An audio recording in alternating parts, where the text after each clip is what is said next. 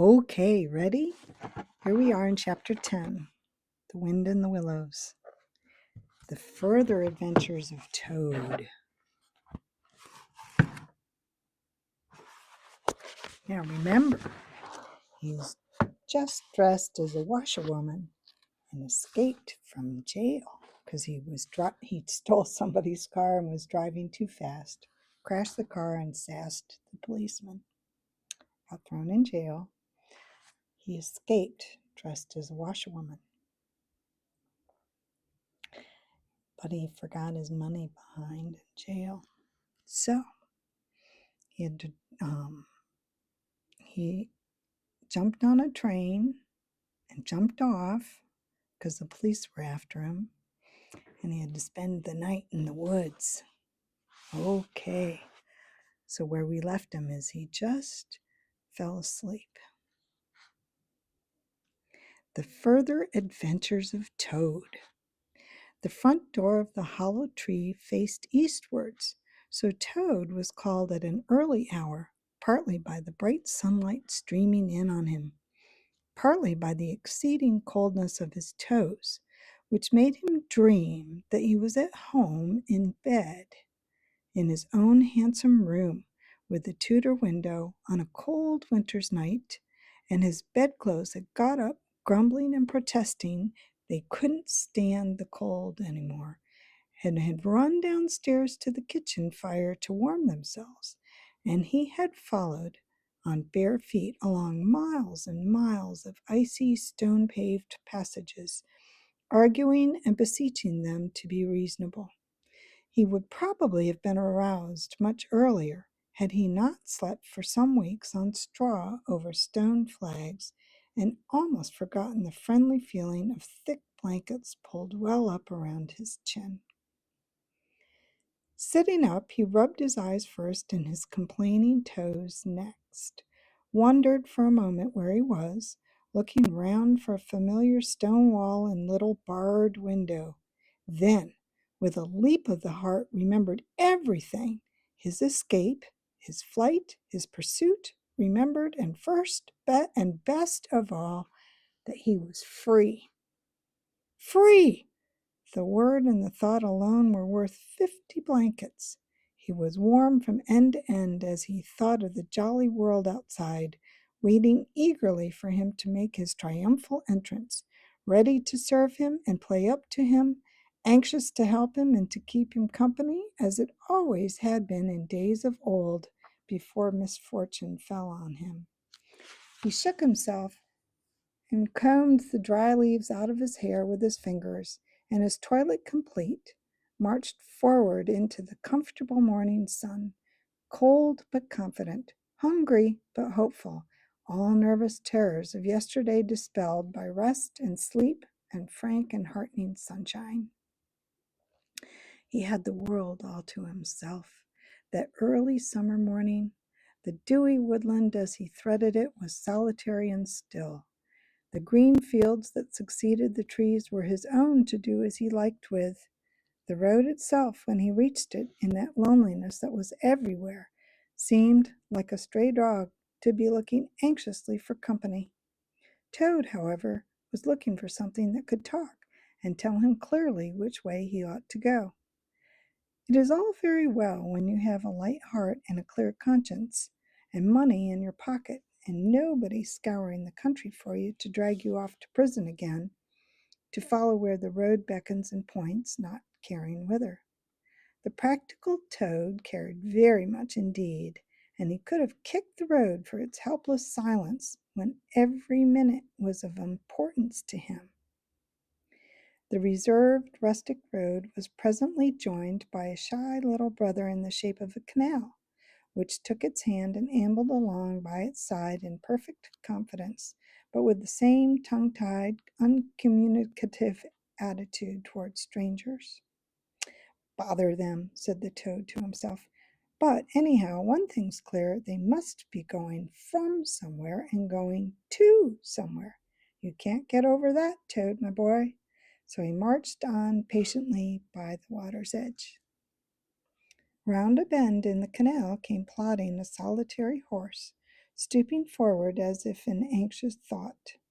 From rope traces attached to his collar stretched a long line taut, but dipping with his stride, the further part of it dripping pearly drops. Toad let the horse pass and stood waiting for what the fates were sending him. With a pleasant swirl of quiet water at its blunt bow, the barge slid up alongside him, its gaily painted gunwale level with the towing path, its sole occupant, a big stout woman wearing a linen sunbonnet and brawny arm laid along the tiller. "A nice morning, ma'am," she remarked to Toad as she drew up level with him. "Remember, he's still in disguise. He's dressed as a lady." "I dare say it is, ma'am," responded Toad politely as he walked along the tow path abreast of her. "I dare say it is a morning to them that's not in sore trouble like I am. Here's my married daughter. She sends off to me post haste to come to her at once. So off I comes, not knowing what may be happening or going to happen, but fearing the worst, as you will understand, ma'am, if you're a mother too. And I've left my business to look after itself. I'm in the washing and laundering line, you must know, ma'am, and I've left my young children to look after themselves, and a more mischievous and troublesome set of young imps don't exist, ma'am. And I've lost all my money and lost my own way, and as for what may be happening to my married daughter, why, I don't even like to think of it, ma'am." "Where might your married daughter be living, ma'am?" asked the barge woman. "She lives near to the river, ma'am," replied Toad, "close to a fine house called Toad Hall, that's somewheres hereabouts in these parts. Perhaps you may have heard of it?" "Toad Hall? Why, I'm going that way myself," replied the barge woman. "This canal joins the river some miles further on, a little above Toad Hall, and then it's an easy walk. You come along in the barge with me, and I'll give you a lift." She steered the barge close to the bank, and Toad, with many humble and grateful acknowledgments, stepped lightly on board and sat down with great satisfaction. "Toad's luck again," thought he. "I always come out on top." "So you're in the washing business, ma'am?" said the barge woman politely as they glided along. "And a very good business you've got too, I dare say, if I'm not making too free in saying so." "Finest business in the whole county," said Toad airily. "All the gentry come to me. Wouldn't go to anyone else if they were paid. They know me so well. You see, I understand my work thoroughly, and I attend to it all myself.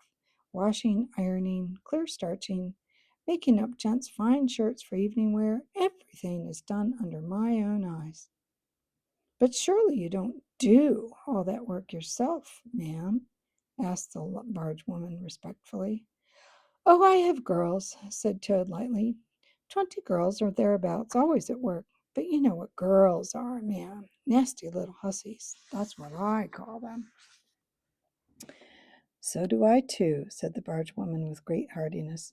"But I dare say you set yours to right, the idle trollops. And are you very fond of washing?" "Oh, I love it," said Toad. "I simply dote on it. Never so happy as when I've got both arms in the wash tub. But then it comes so easy to me. No trouble at all. A real pleasure, I assure you, ma'am." "What a bit of luck meeting you," observed the barge woman thoughtfully.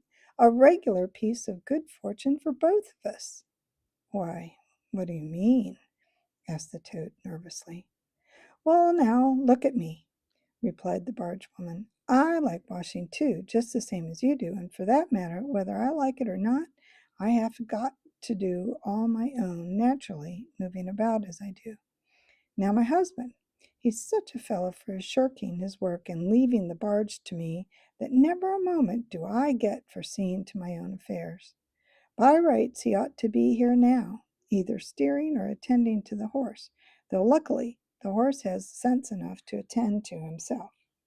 Instead of which, he's gone off with the dog to see if they can't pick up a rabbit for dinner somewhere. Says he'll catch me at the next lock. Well, that's as may be. I don't trust him. Once he gets off with that dog, who's worse than he is? But meanwhile, how am I to get on with my washing?" So let's talk for a minute. In the olden days, in England, they moved a lot of heavy things up and down these canals. They were like rivers that they made themselves. They were straight lines, and they pulled them with a horse on the ground with a rope. So the horse would pull the barge down the river. So, and they were big enough to live on as well as carry whatever it was that you were carrying. So that's what everybody's talking about right here. But they move so slow because the horse is walking, he's not running, that you can get off at different points and go for a walk yourself on land and then come back and meet up with the boat, or the barge is what they call them. Oh, never mind about the washing, said Toad, not liking the subject. Try and fix your mind on that rabbit. Nice young fat rabbit, I'll be bound. Got any onions? I can't fix my mind on anything but my washing, said the barge woman, and I wonder you can be talking of rabbits with such a joyful prospect before you. There's a heap of things of mine that you'll find in a corner of the cabin. If you'll just take one or two of the most necessary sort, I won't venture to describe them to a lady like you, but you'll recognize them at a glance, and put them in the wash tub as you go along, why it'll be a pleasure to you, as you rightly say, and a real help to me. So necessaries was underwear. So she's asking her to wash her underwear. You'll find a tub handy and soap and a kettle on the stove and a bucket to haul up water from the canal with. Then I shall know you're enjoying yourself instead of sitting here idle, looking at the scenery and yawning your head off. Here, you let me steer, said Toad, now thoroughly frightened. And now you can get on with your washing your own way. I might spoil your things or not do them as you like.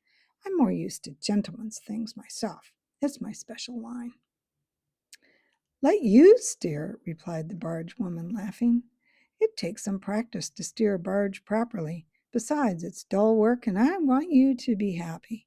No, you shall do the washing you are so fond of, and I'll stick to the steering. That's what I understand. Don't try and deprive me of the pleasure of giving you a treat.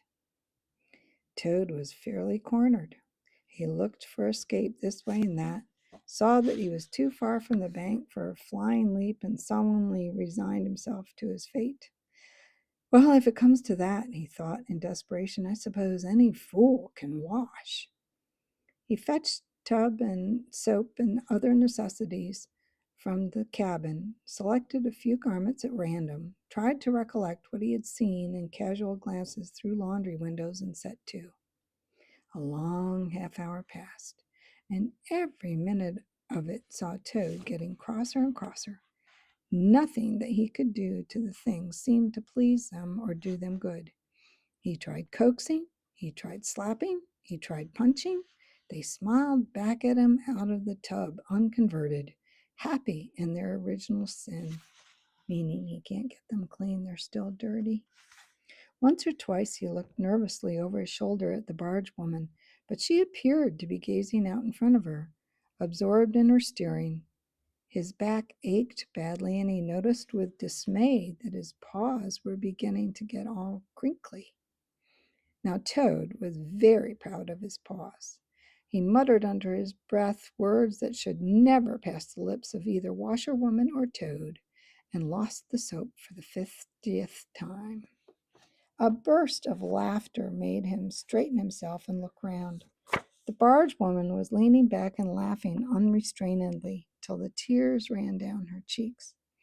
I've been watching you all the time, she gasped. I thought you must be a humbug all along, from the conceited way you talked. Pretty washerwoman you are. Never washed so much as a dishclout in your life, I'll lay. Toad's temper, which had been simmering viciously for some time, now fairly boiled over, and he lost all control of himself. You common, low, fat barge woman, he shouted. Don't you dare talk to your betters like that.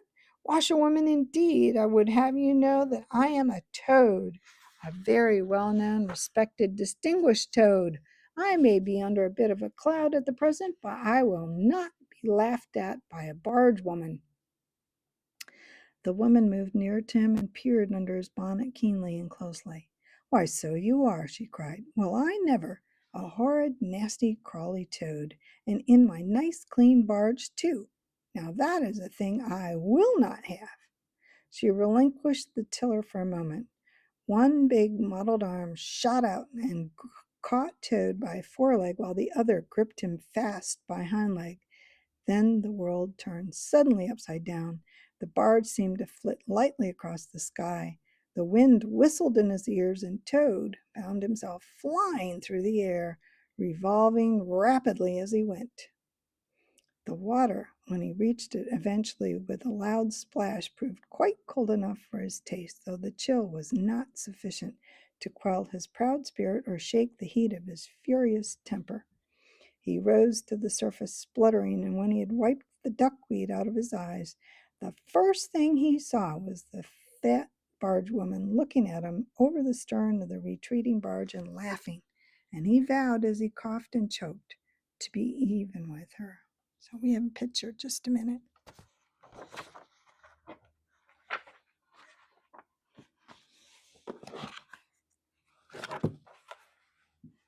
See that? There's a barge woman laughing at Toad in the water.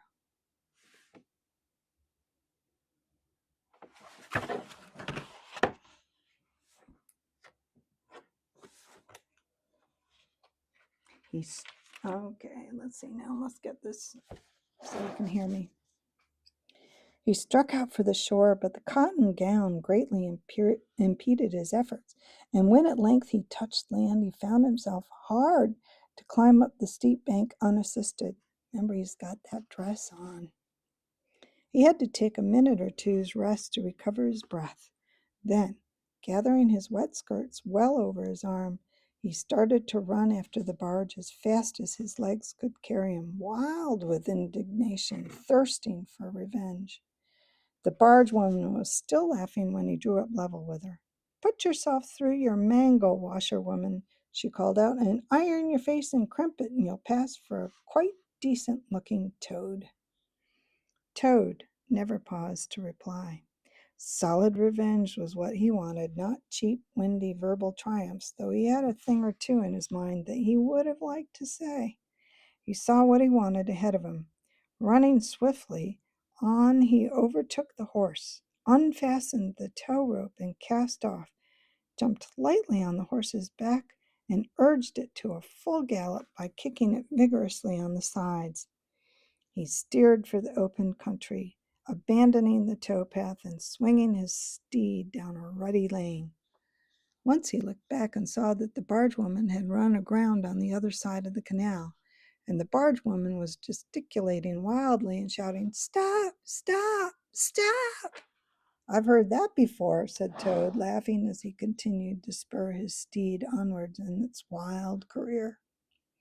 The barge horse was not capable of any sustained effort, and its gallop soon subsided into a trot, and its trot into an easy walk. But Toad was quite contented with this, knowing that he, at any rate, was moving, and the barge was not. He had quite recovered his temper, now that he had done something he thought really clever, and he was satisfied to jog along quietly in the sun, taking advantage of any byways and bridle paths, and trying to forget how very long it was since he had a square meal, till the canal had been left very far behind him.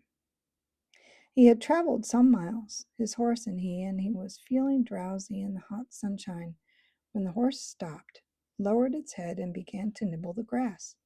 And Toad, waking up, just saved himself from falling off by an effort. He looked about him and found he was on a wide common, dotted with patches of gorse and bramble as far as he could see. Near him stood a dingy gypsy caravan, and beside it a man was sitting on a bucket turned upside down, very busy smoking and staring into the wide world. A fire of sticks was burning nearby, and over the fire hung an iron pot, and out of that pot came forth bubblings and gurglings and a vague, suggestive steaminess. Also smells, warm, rich, and varied smells that twined and twisted and wreathed themselves at last into one complete, voluptuous, perfect smell that seemed like the very soul of nature taking form and appearing to her children, a true goddess, a mother of solace and comfort. Toad now knew well that he had not been really hungry before. What he had felt earlier in the day had been a mere trifling qualm. This was the real thing at last, and no mistake, and it would have to be dealt with speedily, too, or there would be trouble for somebody or something. He looked the gypsy over carefully, wondering vaguely whether it would be easier to fight him or cajole him. So there he sat and sniffed and looked at the gypsy, and the gypsy sat and smoked and looked at him. Presently, the gypsy took his pipe out of his mouth and remarked in a careless way, "Want to sell that horse of yours?" Toad was completely taken aback. He did not know that gypsies were very fond of horse dealing and never missed an opportunity, and he had not reflected that caravans were always on the move and took a great deal of drawing. It had not occurred to him to turn the horse into cash, but the gypsy's suggestion seemed to smooth the way toward the two things he wanted so badly: ready money and a solid breakfast. "What?" he said. "Me sell this beautiful young horse of mine? Oh, no, it's out of the question. Who's going to take the washing home to my customers every week? Besides, I'm too fond of him and he simply dotes on me." "Try and love a donkey," suggested the gypsy. "Some people do." "You don't seem to see," continued Toad, "that this fine horse of mine is a cut above you altogether. He's a blood horse, he is, partly, not the back part you see, of course, another part. And he's been a prize hackney, too, in his time. That was the time before you knew him. But you can still tell it on him at a glance if you understand anything about horses. No, it's not to be thought of for a moment. All the same, how much might you be disposed to offer me for this beautiful young horse of mine?" The gypsy looked at the horse over, and then he looked at Toad over with equal care, and looked at the horse again. "A shilling a leg," he said briefly, and turned away, continued to smoke, and tried to stare at the wide world out of countenance. "A shilling a leg!" cried Toad in some astonishment. "If you please, I must take a little time to work that out and see just what it comes to. Now, a horse has 4 legs, so I'm sure you can do the math." He climbed down off his horse and left it to graze, and sat down by a gypsy and did sums on his fingers, and at last he said, "A shilling a leg? Why, that comes to exactly 4 shillings, and no more. Oh, no, I could not think of accepting 4 shillings for this beautiful young horse of mine." "Well," said the gypsy, "I'll tell you what I'll do. I'll make it 5 shillings, and that's 3 and 6pence more than the animal's worth, and that's my last word." Then Toad sat and pondered long and deeply, for he was hungry and quite penniless, and still, some way, he knew not how far from home, and enemies might still be looking for him. To one in such a situation, 5 shillings may very well appear a large sum of money. On the other hand, it did not seem very much to get for a horse. But then again, the horse hadn't cost him anything, so whatever he got was all clear profit. At last he said firmly, "Look here, gypsy, I tell you what we will do, and this is my last word. You shall hand me over 6 shillings and 6pence, cash down, and further, in addition thereto, you shall give me as much breakfast as I can possibly eat, at one sitting, of course, out of that iron pot of yours that keeps sending forth such delicious and exciting smells.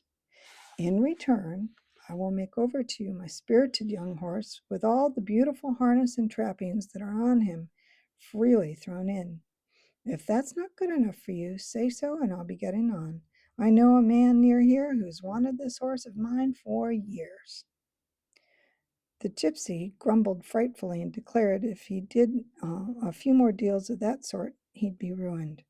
But in the end, he lugged a dirty canvas bag out of the depths of his trouser pocket and counted out 6 shillings and sixpence into Toad's paw. Then he disappeared into the caravan for an instant and returned with a large iron plate and a knife, fork, and spoon. He tilted up the pot, and a glorious steam of hot, rich stew gurgled onto the plate. It was indeed the most beautiful stew in the world, being made of partridges and pheasants and chickens and hares and rabbits and peahens and guinea fowls and 1 or 2 other things. Toad took the plate on his lap, almost crying, and stuffed and stuffed and stuffed and stuffed, and kept asking for more, and the gypsy never grudged it him. He thought that he had never eaten so good a breakfast in his entire life. Then Toad had taken on as much when Toad had taken on as much stew on board as he thought he could possibly hold, he got up and said goodbye to the gypsy and took an affectionate farewell of the horse.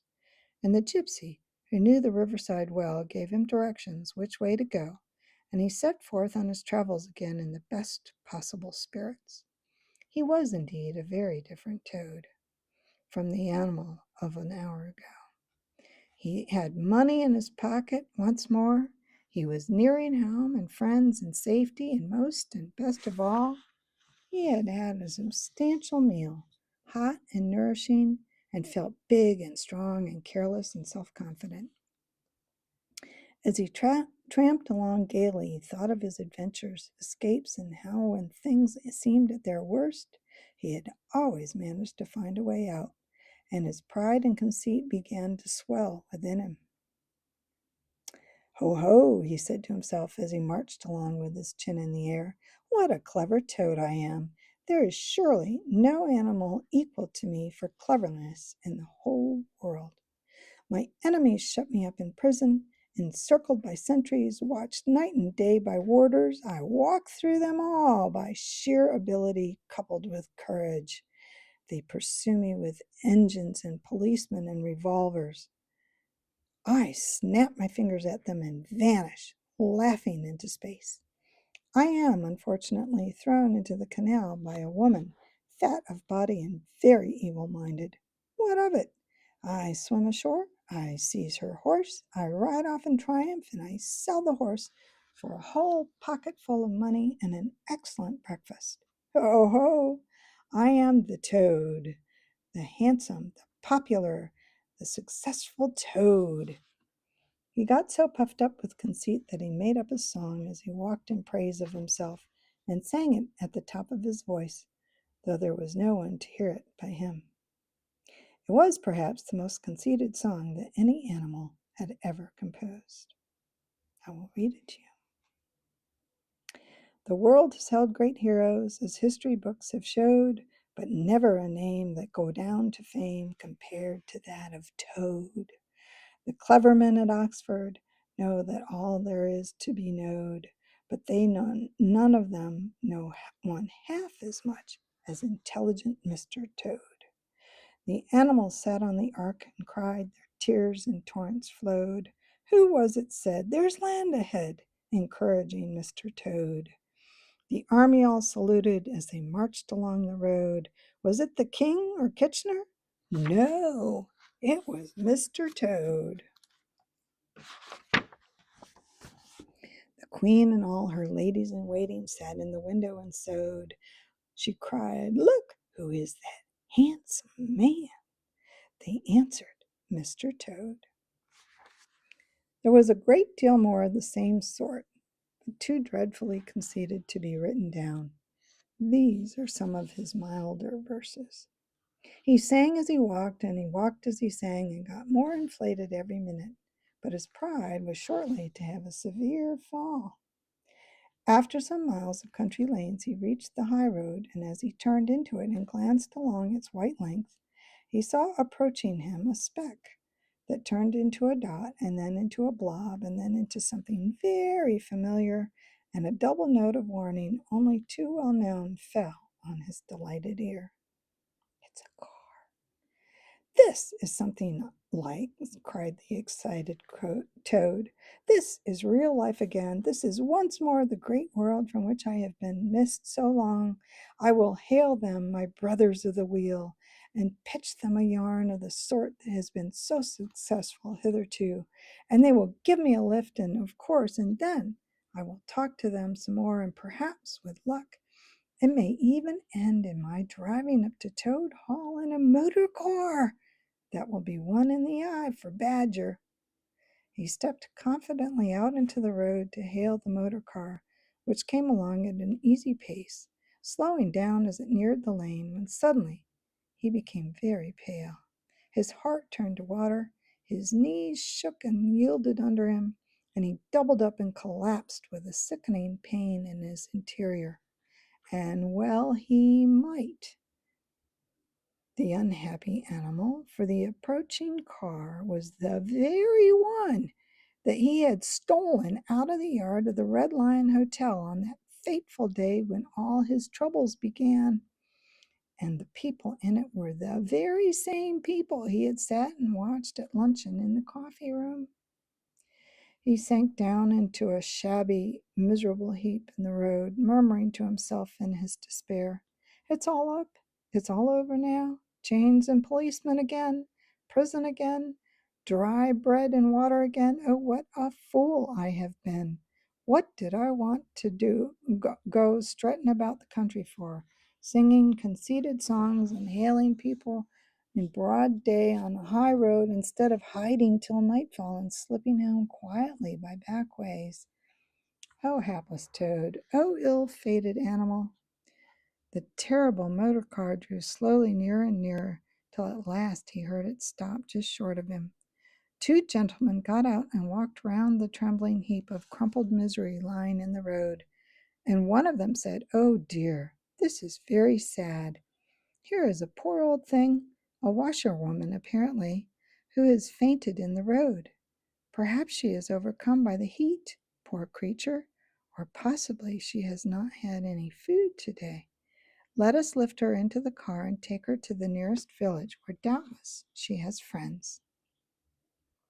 They tenderly lifted Toad into the motor car and propped him up with a soft cushion and proceeded on their way. When Toad heard them talk in so kind and sympathetic a manner, he knew that he was not recognized. His courage began to revive, and he cautiously opened first one eye, then the other. "Look," said one of the gentlemen, "she is better already. The fresh air is doing her good. Well, how do you feel now, ma'am?" "Thank you kindly, sir," said Toad in a feeble voice. "I'm feeling a great deal better." "That's right," said the gentleman. "Now keep quite still, and above all, don't try to talk." "I won't," said Toad. "I was only thinking, if I might sit on the front seat there beside the driver, where I could get the fresh air full in my face, I should be soon all right again." "What a very sensible woman," said the gentleman. "Of course you shall." So they carefully helped Toad onto the front seat beside the driver, and on they went once more. Toad was almost himself by now. He sat up, looked about him, and tried to beat down the tremors, the yearnings, the old cravings that rose up and beset him, and took possession of him entirely. "It's fate," he said to himself. "Why strive? Why struggle?" And he turned to the driver at his side. "Please, sir, I wish you would kindly let me try and drive the car for a little.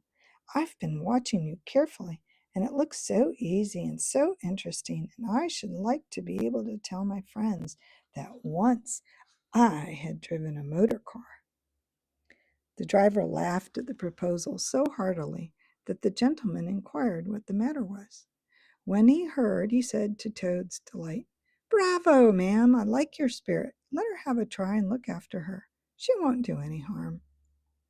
Toad eagerly scrambled into the seat vacated by the driver, took the steering wheel in his hands, listened with affected humility to the instructions given him, and set the car in motion, but very slowly and carefully at first, for he was determined to be prudent. The gentlemen behind him clapped their hands and applauded, and Toad heard them saying, "How well she does it! Fancy a washerwoman driving a car as well as that, the first time!" Toad went a little faster, then faster still, and faster.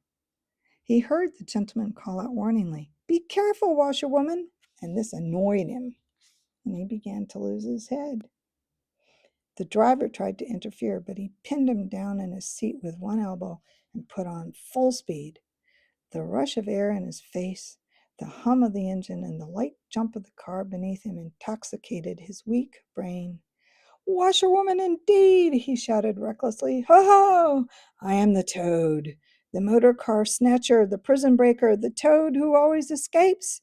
Sit still, and you shall know what driving really is, for you are in the hands of the famous, the skillful, the entirely fearless Toad." With a cry of horror, the whole party rose and flung themselves on him. "Seize him!" they cried. "Seize the Toad, the wicked animal who stole our motor car. Bind him, chain him, drag him to the nearest police station. Down with the desperate and dangerous Toad." Alas, they should have thought they ought to have been more prudent, for they should have remembered to stop the motor car somehow before playing any pranks of that sort. With a half turn of the wheel, the Toad sent the car crashing through the low hedge that ran along the roadside. One mighty bound, the violent shock, and the wheels of the car were churning up in the thick mud of the horse pond. Toad found himself flying through the air with a strong upward rush and delicate curve of a swallow. He liked the motion and was beginning to wonder whether it would go on until he developed wings and turned into a toad bird, when he landed on his back with a thump in the soft, rich grass of a meadow. Sitting up, he could just see the motor car on the pond, nearly submerged. The gentleman and the driver, encumbered by their long coats, were floundering helplessly in the water. He picked himself up rapidly and set off running across the country as hard as he could, scrambling through hedges, jumping ditches, pounding across fields till he was breathless and weary and had to settle down for an easy walk. Now we have a picture. Just a minute.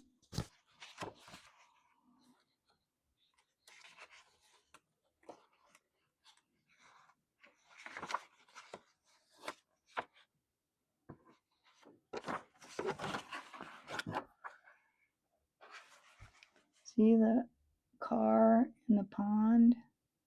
And there's Toad running away. Yeah.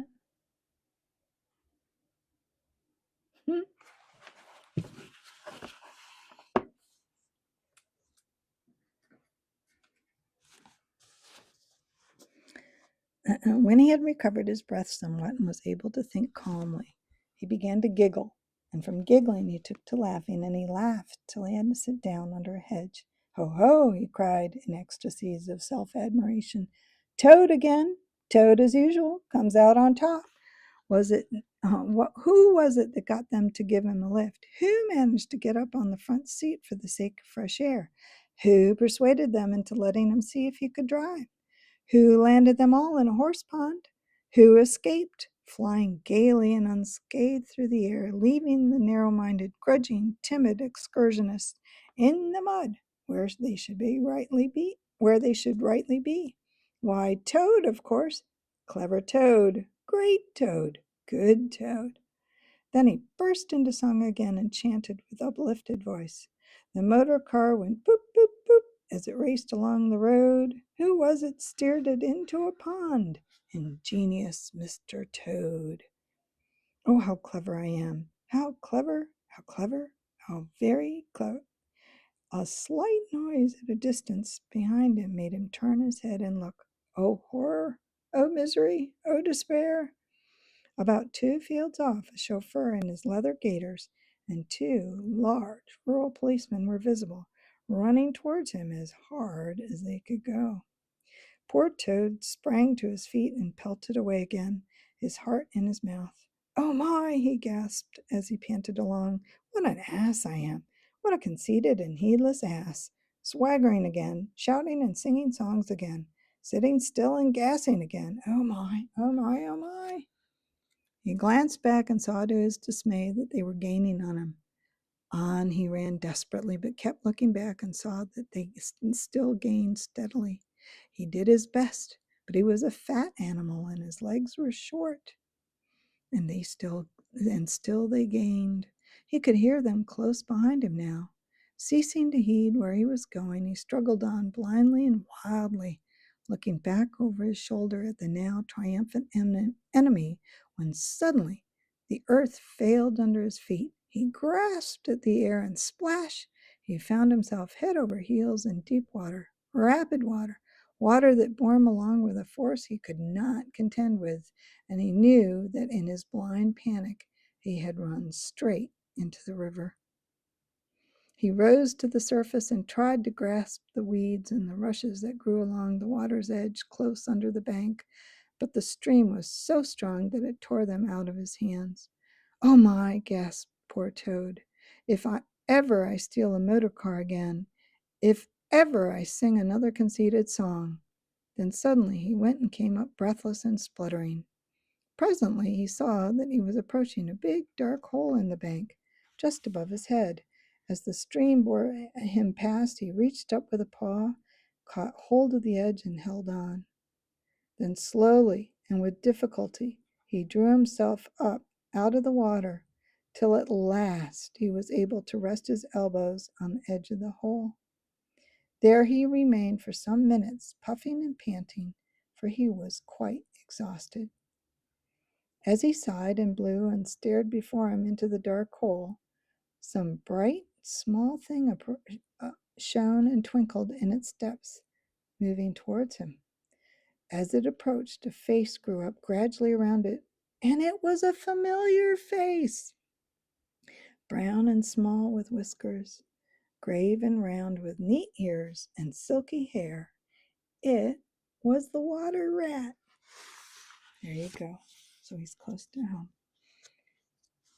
So until then.